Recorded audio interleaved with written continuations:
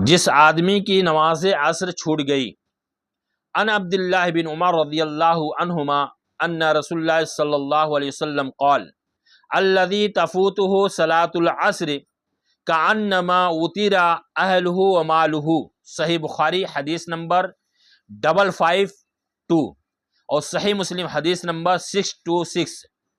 حضرت عبداللہ بن عمر رضی اللہ عنہ سے روایت ہے کہ رسول اللہ صلی اللہ علیہ وسلم نے فرمایا، جس آدمی کی نماز عصر فوت ہو جائے گویا اس سے اس کے گھر والوں اور اس کے مال کو سلب کر لیا گیا، یعنی چھین لیا گیا۔ اور بخاری کی ایک دوسری روایت ہے، من ترک صلاۃ العصر فقد حبط عملہ، صحیح بخاری حدیث نمبر 553۔ رسول اللہ صلی اللہ علیہ وسلم نے فرمایا، جو شخص نماز عصر چھوڑ دے اس کے سارے اعمال ضائع ہو جاتے ہیں، برباد ہو جاتے ہیں۔